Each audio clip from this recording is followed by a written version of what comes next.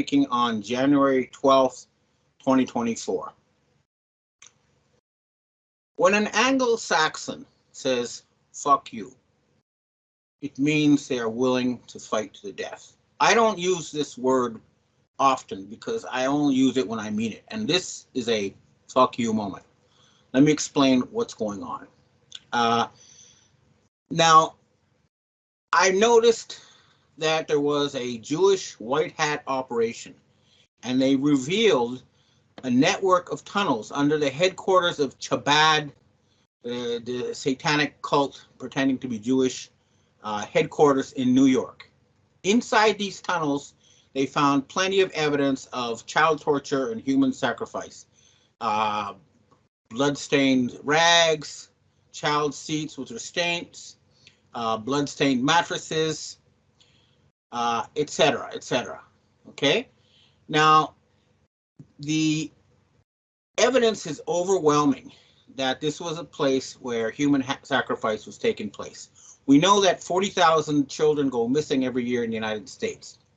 Now, here's the point, is that these Chabad headquarters raid is a kind of a us or them type moment, because if you look at who talks about it and who doesn't, you can pretty well see where the battle lines are. Now, the first thing I'd like to say, all right, Donald Trump has come out and said he never went to Jeffrey Epstein's island. And some of the testimony that was revealed seems to indicate that he did not. However, his son-in-law, Jared Kushner, is a member of Chabad. And so Donald Trump needs to come out and denounce the human sacrifice being carried out. And not only that, the Chabad headquarters tunnels were linked to Jeffrey Epstein's apartment and other places. So this is out there now. And now let's talk about Henry Mako. He's been incredibly important source of truth about the Jewish people and the satanic element in their faith, but he doesn't mention these tunnels and the human sacrifices. What about it, Henry? Is that beyond the pale? Now, what does beyond the pale mean? Well, the Russians exiled all these human sacrificing Khazarians into the wilderness, and that was what was known as beyond the pale. Then later, they all emigrated to the United States and Canada, and it turns out they've been still carrying out mass human sacrifice. The evidence is there. The tunnels have been exposed. The videos are everywhere. So we need Donald Trump to come out and denounce Chabad and Jared Kushner and the human sacrifice of children and the torture for the harvest of adrenochrome. He needs to do that to prove he is a white hat. So that's very important. Now, let's talk about what we can do about the situation. All right. Oh, there's another thing I need to talk about. U.S. Defense Secretary Lloyd Austin and top Marine General Eric Smith have been missing in action. I found out now from MI6 why. They were arrested by white hats because they were planning a massive Operation Northwood style false flag operation in order to impose a martial law on the United States, and this is why they were removed from power. Okay, so that's what the story is behind there, and you can be pretty sure they were going to go after patriots and not human child sacrificing Khazarians, but that has to come out. But that's what happened there. Now, another thing is that General Lahti, or Rear Admiral Lahti, in charge of the U.S. Navy in Yokosuka Naval Base, used a directed energy weapon to kill innocent civilians in Japan and the Noto Peninsula. Now, killing innocent civilians for the purpose of terror is a war crime that needs to be punished, probably by death. So I've talked to the Russians and the North Koreans, and they're saying that unless the U.S. military arrests Admiral Lahti, puts him on trial, and apologizes for the use of a directed energy weapon against Japan, they're going to hit the U.S. military bases in Kadena, Yokosuka, and the Sano Hotel with Kinzhal hypersonic missiles. You understand? U.S. military has to be under the control of the white hats. Murdering civilians for the purpose of terror is not what white hats do. So arrest the admiral or face the consequences. Enough is enough. Now, how can the average person help overthrow these criminals? And the problem is that they have so thoroughly compromised the highest ranks that it's going to take the middle ranks and the lower ranks and the average people to overthrow them. And I've thought about this, and I figured out a way where you can short circuit their system and remove them from power. The key to their power is what's known as fiat currency. They create money out of nothing and then turn everybody into debt slaves. This is Babylonian debt slavery. The financial system of the West is Babylonian debt slavery. If you look at the old Babylonian records, and there's hundreds of thousands of these clay tablets that have been investigated by scholars, what they have uncovered is that people were kept in debt forever. It was set up so they could never ever pay it off, and it was permanent debt slavery. And that's what's happened to the United States since 1913, when the Khazarian Mafia took over the Federal Reserve Board. Before that, the Americans had an army, they had public schools, they had subways, etc., and yet they kept 100% of their income. They didn't pay any state taxes, federal taxes. They didn't pay health insurance. It was all covered by government currency issued by the elected representatives of the people. Canada was able to keep the system until 1972, until the trader Pierre Trudeau handed it over to the Khazarian Mafia. So how do we end this debt slavery system? The answer is everybody needs to stop paying all debt payments, everything. Nope, don't pay your mortgage, don't pay your rent, don't pay your health insurance, don't pay your taxes. If only one person does it, then government goons will come with a SWAT team and remove you. But if everybody does it, they lose. And that's what's happening. The removal of a $1.17 trillion from the banks has a good start. But I'm personally going to take action. This is not something that I'm just going to ask everyone else to do. I live in a rabbit hutch in Japan. I bought and paid for a house here, but I gave it to my ex when I got divorced because I wanted to continue to have access to my child. Then when I wanted to get a new house, the Japanese, because they're racist, would not lend me money to buy a house. So I've been living in a rented house for more than 20 years. I paid more than $500,000 in rent. And yet I'm now on to a third generation of landlords, and they won't even pay to fix a leaky roof. So I'm going to stop paying rent, and I'm going to just claim ownership of this house, and I'm really ready to physically fight to defend it. And I want everybody else who's renting someone someplace to follow me. We will compensate landlords later with government currency once the debt slavery system is overthrown. Now, I know the bankers in Switzerland are trying to create reforms, Basel II or something, but basically their system is highly criminal. Okay, it used to be that the Basel rules were that banks had to have $10 for every $100 they lent. That itself is very risky. I'll give you an example. Suppose you buy a yen dollar futures of $100,000. Okay, I did this once. It costs you $10,000 to buy $100,000 future. Now, if the yen goes from 100 to 110, then it's $110,000. You've doubled your money. If the yen goes from 100 to 90, you've lost all your money. It's extremely risky. Now, think about it. Under Bill Clinton, they've turned that to 1 in 1,000. So you only have to have, these fiat bankers only have to have $1 for every 1,000 they lend. And this is what has destroyed the U.S. real economy. It's a hallucination. And the system they still have in place is they create money out of nothing and they funnel it to the rich through the stock market. The latest information is that the top 10% of the population owns 93% of the stocks. So in other words, they're handing money created out of nothing to the rich and using them as a control grid over society, but they're parasitical because they're not getting rich by producing anything. They're getting rich by getting handouts from money created out of nothing. So to overthrow them, to end this system, and to force them to start a jubilee, okay, you must stop paying all loans and all rent, everything. No more debt slavery. That's how we do it. And I'm going to personally make an example with my own house and put my own life on the line. And once this is over, okay, you will no longer have to pay rent. You will no longer, once we actually force them to carry out a jubilee, you'll no longer have to pay rent. You'll no longer have to pay taxes. You'll no longer have to pay health insurance. You'll keep 100% of your salary.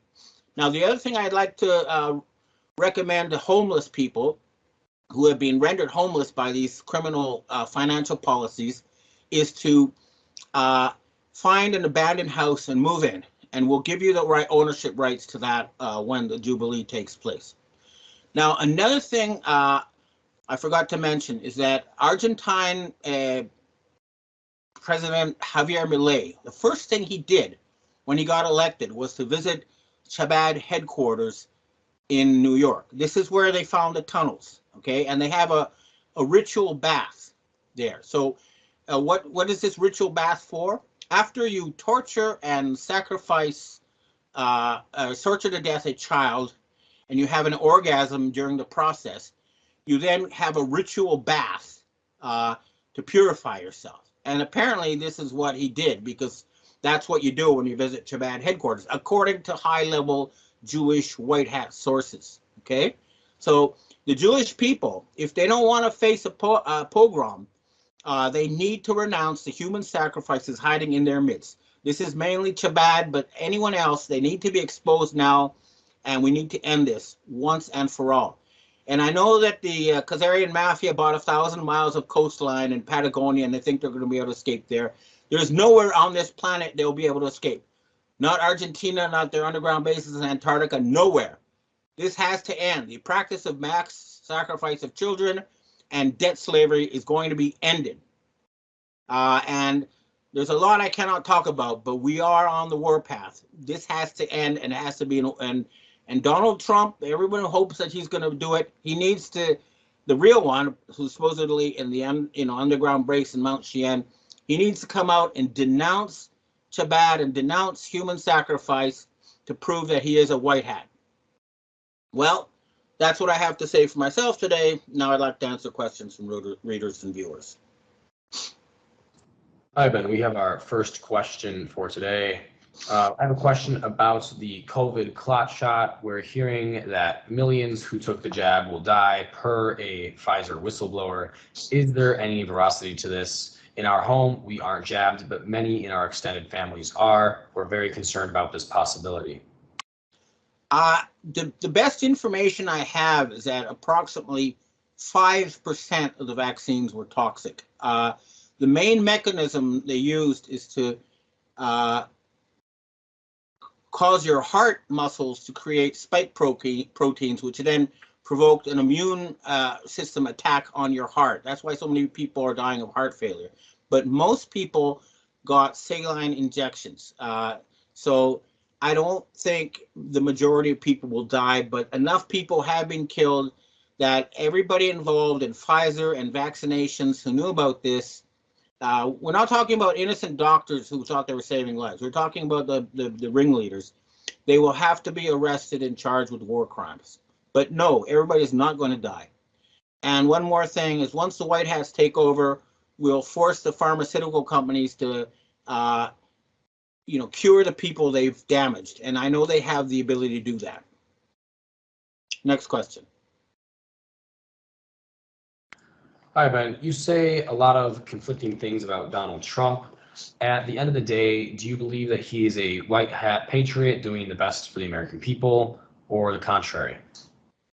At the end of the day, I've concluded that there are two Donald Trumps, and then this is from high-level intelligence agency sources. The one mostly appearing in the media and staying at Mar-a-Lago is a fake, and he is definitely not a white hat. But I'm hearing there is a genuine white hat Donald Trump with the white hat military at Mount Cheyenne military base. But as I said in my talk, this white hat Donald Trump needs to denounce Chabad, and he needs to take action against the child sacrifices in order to prove to everybody he is a white hat. Next question. Mr. Fulford, in a recent Megyn Kelly video, she mentioned something along the lines of, quote, "We haven't seen the last of Jeffrey Epstein." Does she mean that he is alive? A lot of people seem to think he was an agency plant out to out these pedophiles, and when he killed himself, it was just the agency giving him his escape. Is it possible he is still alive and the photos of his body were faked? I have heard from my own personal high-level Mossad and CIA white hat sources that Jeffrey Epstein was a white hat, and that his job was to compile a list of high-level human sacrifices in the elite, and that he will come out and testify. So that's what my own sources say. So I hope it's true, and let's wait to see it happen. Next question. Hi, Ben. Why is the US dollar so high, even though the US is in such deep financial trouble? Every time the dollar seems like it's going to crash, it just dips slightly and then recovers back to its place. That is because the US dollar is not controlled by the United States of America. It's controlled mainly by the Chinese and the Middle Eastern countries. The reason why this is true is because at a certain point, I think it was around 2008, they stopped accepting US dollars that were newly printed by the US government, and all the dollars held by foreigners are now backed by gold and commodities. And it's not an American currency. That's why the US dollar is strong. There is a faction inside the United States that can create US dollars and launder them through the stock market. That's why they're going through people like Elon Musk. But basically, US dollars produced by the American government are now being quarantined by the global community. That's why the US dollar is strong. Next question. Hi, Ben. We have our last question for today. In your opinion, how does the battle between good and evil seem to be going for us? It feels like we're always winning and making progress, but never finished. Well, it is a battle that's been going on for literally thousands of years, and it may finally come to an end. Some people tell me it's been going on for 26,000 years or more, but when the United States and Israel current regimes fall and we see the mass arrest of the child murderers, we'll know it's over. But they're still very strong. They still have directed energy weapons. They can still cause earthquakes and do other damage. So it's not over. But overall, especially outside of the Western world, it is obvious the white hats are on the verge of a total victory.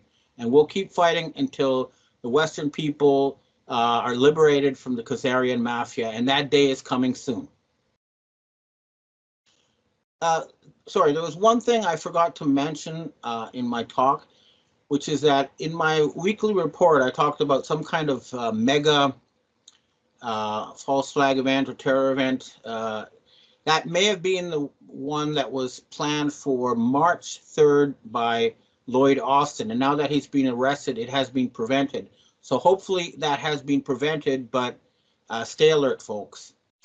All right, thanks for tuning in, and I hope to see you again next week.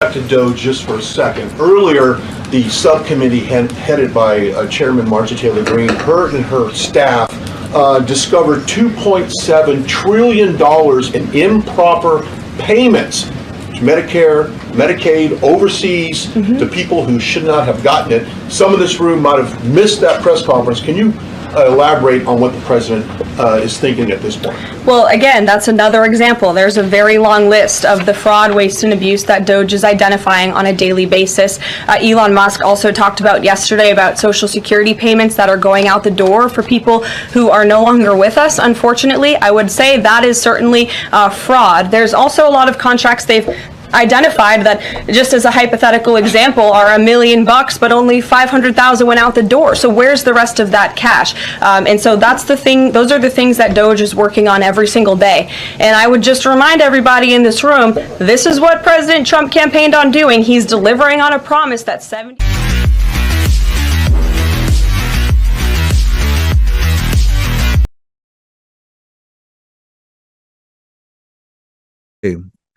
and swear by my name like they taught my people of Israel to swear by Baal. If they do not obey, I will utterly pluck up and destroy that nation.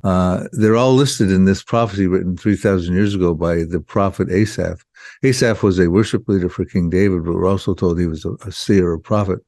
2 Chronicles 29, verse 30. And he, at a time when Israel was, had one,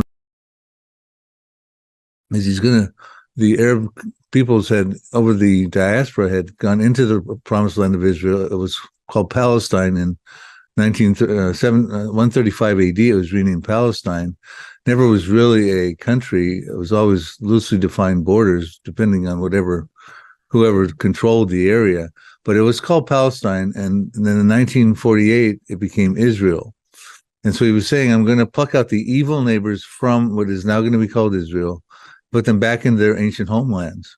And I'm going to pluck the Jews out who were living in some of those Arab countries there, lands, and bring them back into what is now going to be called Israel. So we saw that happen in 1948. Now, what he had to do, the Ottoman Empire had controlled the Middle East from 1517 to 1917. There could be no Arab states or Israel with them having control over that area. So in World War I, they got defeated, the Ottoman Empire, the Turks. And all of a sudden we find in the 20th century, the lands, the Arabs starting to get their states back. So for instance, Egypt was 1922, got its statehood. Saudi Arabia and Iraq were 1932. Iran, formerly Persia, was called Iran in 1935. Lebanon, 1943, Jordan and Syria, 1946, and then along comes Israel, 1948. So we see that they're all listed in this prophecy written 3,000 years ago by the prophet Asaph. The Arab states got their statehood. This is a sovereign act of God. He said he would put them back into their lands. I'll continue to read these verses and show you how that plays out. Yeah, now,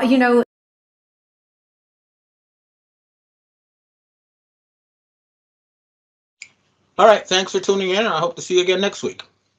Back to DOGE just for a second. Earlier, the subcommittee headed by Chairman Marjorie Taylor Greene, her and her staff discovered $2.7 trillion in improper payments to Medicare, Medicaid, overseas, to people who should not have gotten it. Some of this room might have missed that press conference. Can you elaborate on what the president is thinking at this point? Well, again, that's another example. There's a very long list of the fraud, waste, and abuse that DOGE is identifying on a daily basis. Elon Musk also talked about yesterday about Social Security payments that are going out the door for people who are no longer with us. Unfortunately, I would say that is certainly fraud. There's also a lot of contracts they've identified that, just as a hypothetical example, are $1 million, but only 500,000 went out the door. So where's the rest of that cash? And so that's the thing. Those are the things that DOGE is working on every single day.